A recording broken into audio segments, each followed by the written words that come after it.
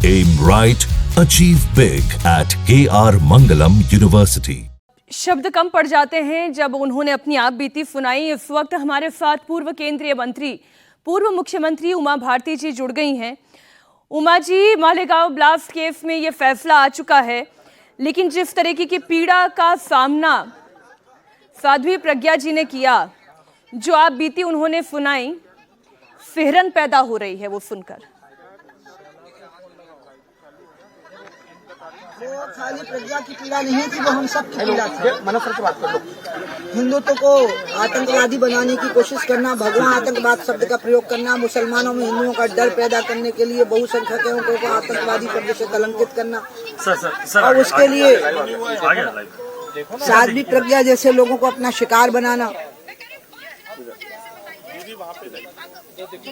Colonel पुरोहित जैसे army officers को अपना शिकार बनाना और उनको अनंत यातनाएं देकर के राष्ट्रवादी संगठनों के और भारतीय जनता पार्टी के वरिष्ठ नेताओं के नाम भगवा आतंकवाद के समर्थन में हैं, ये कहलवाने की कोशिश करना। उस समय देश और हिंदुत्व पूरी तरह से कांग्रेस की सत्ता लोलुपता और इनके औरंगजेबी शासन की लालसा में गिरफ्त में था।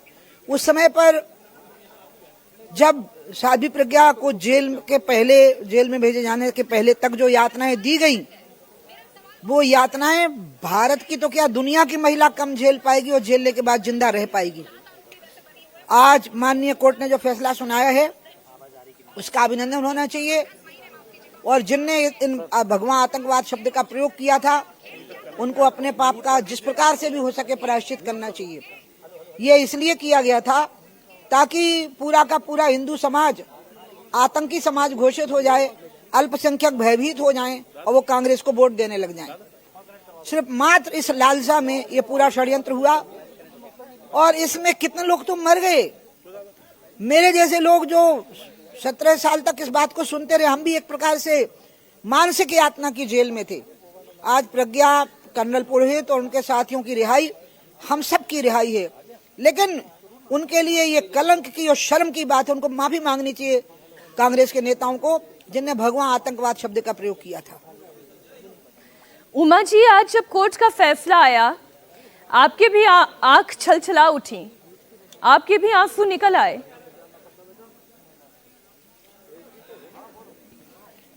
मैं तो जब कोर्ट का फैसला आया तो 1-2 घंटे तो किसी से मिली ही नहीं, क्योंकि मैं इतना भाव विभोर हो गई। और जब मैं प्रज्ञा को मिली थी ना जेल में नासिक की, कि मैं इतना रोई, और वो मेरे स्वागत करते हुए मिली जेल के अंदर, और उस घटना को मैं कभी भूल नहीं सकती, क्योंकि मुझे प्रज्ञा ने नहीं बताया उसके साथ क्या हुआ। मुझे महाराष्ट्र पुलिस के एक अधिकारी ने बहुत पहले बताया, इसी वजह से मैं प्रज्ञा को मिलने पहुंची। और मैं पहली नेता थी, और मुझे धोखे से जेल की अथॉरिटी ने अनुमति दे दी। बाद में उनकी समझ में आया कि उन्होंने उमा भारती को अनुमति दे दी है, तो उन्हें रोका, लेकिन जज ने तुरंत मेरी सुनवाई की और मुझे प्रज्ञा से मिलने के लिए भेजा।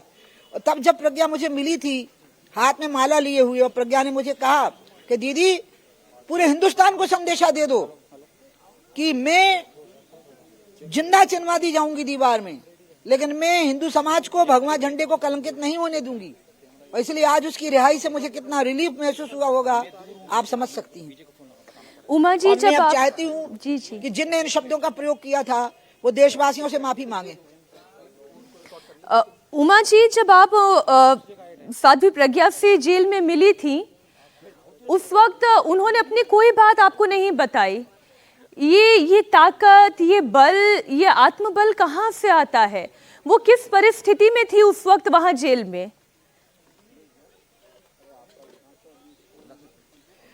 जब मैं उनको मिली तो मुझे पता था उनके साथ क्या हुआ है। मैंने उनसे पूछा क्या ऐसा हुआ है, उन्होंने कहा हाँ, लेकिन उनके आंखों में आंसू नहीं थे, रोई मैं थी। तब मुझे भगत सिंह की याद आई थी कि जब अंग्रेजों ने उनको फांसी की सजा सुनाई थी, तो उसके पहले जब वो जेल में थे तो उनका वजन बढ़ गया था, आपको पता होगा, क्योंकि वो बड़े गर्व के साथ फांसी पर लटकने को तैयार थे। ये उस आत्म बलिदानी लोगों की परंपरा है जो देश के लिए, देश की इज्जत के लिए मरने मिटने को तैयार रहते हैं। प्रज्ञा उसी कड़ी की, कर्नल पुरोहित और उनके साथी उसी कड़ी के जीवित बलिदानी लोग हैं, उनका अभिनंदन किया जाना चाहिए।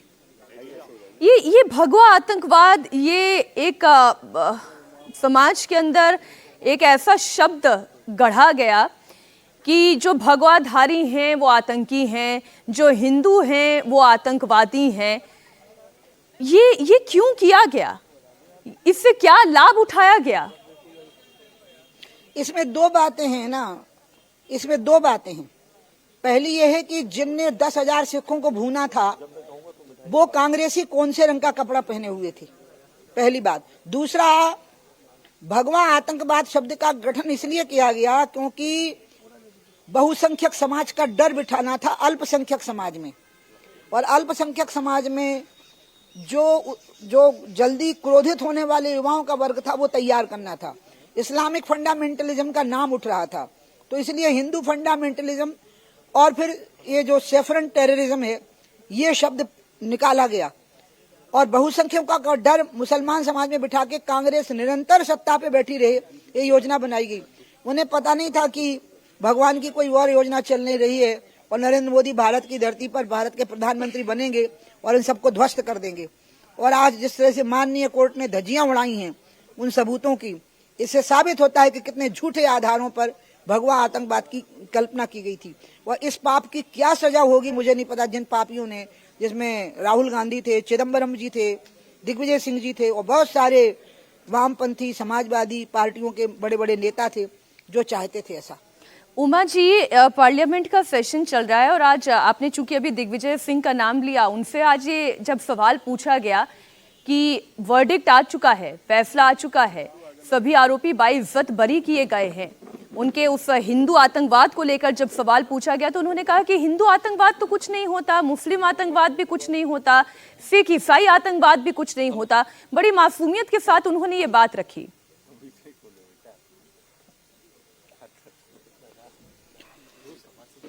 अब कुछ नेता ऐसे होते हैं जिनके अंदर कन्विक्शन नहीं होते हैं, वो हालात के अनुसार अपने रंग बदलते हैं।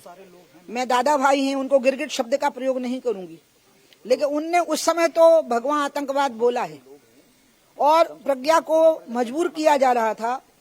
मानसिक और शारीरिक यातना तो इतनी हुई है मीनाक्षी जी की मैं आपको वर्णन नहीं कर पाऊंगी, बहुत टाइम लगेगा आपके यहाँ पे वर्णन। नहीं, आप कहें उमा जी। मैं बताऊंगी कि ये सब इसलिए किया जा रहा था, आज दुनिया को सुनना चाहिए। मैं नहीं कह पाऊंगी क्योंकि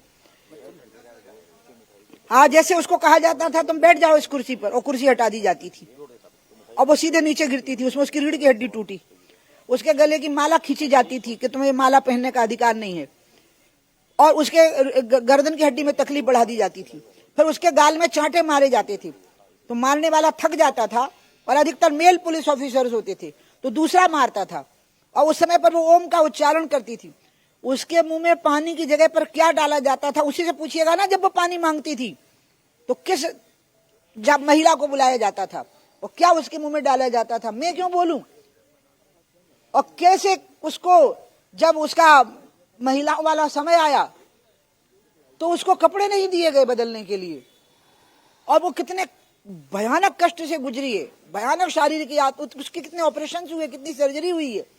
मैं कैसे बोलूं, मैं आप बोल नहीं सकती। मेरे को आप तो औरंगजेब का शासन याद कर लीजिए कि औरंगजेब के शासन में आंखें निकालनी, भूसा भर दिया, जिंदा में खाल खींच दी, गरम कड़ाही पे बिठा दिया, ऐसी प्रकार की यातनाएं हुई है कर्नल पुरोहित की, साध्वी प्रज्ञा की और उनके साथियों की, सिर्फ इसके लिए कि वो हम लोगों का नाम ले दें, वो राष्ट्रवादी संगठनों के वरिष्ठ पदाधिकारियों के नाम ले दें कि ये सब भगवा आतंकवाद की रचना कर रहे हैं।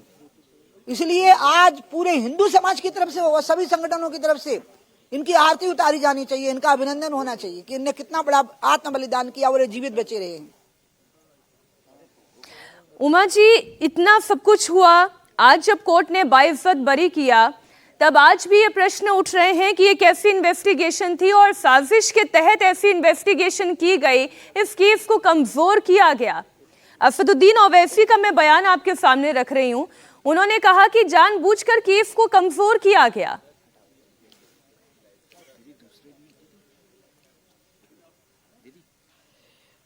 ओवैसी को मैं ये कहूंगी कि जो सबूत रखे गए वो कमजोर नहीं किए जा सकते थे, वो शुरू में ही आ गए थे, और वो सबूत तब प्रस्तुत हो गए थे जब कांग्रेस की सरकार थी ना राज्य में हमारी सरकार थी, ना केंद्र में हमारी सरकार थी। उस समय पर वो सबूत इन्वेस्टिगेशन में रखे गए हैं। इसलिए अगर वो सबूत कमजोर हैं तो वो सबूत कमजोर थे, वो हमारे समय पर नहीं रखे गए हैं। वो सबूत, उन्हीं सबूतों के आधार पर आज का ये फैसला हुआ है, जिसको कोर्ट ने उन सबूतों को अमान्य कर दिया है। ये सबूत हमारे समय के नहीं है। मैं ओवैसी साहब को कहूंगी कि आप ऐसे मौके पर उसी तरह से हो जाइए जैसे ऑपरेशन सिंदूर के बाद आप हो गए थे।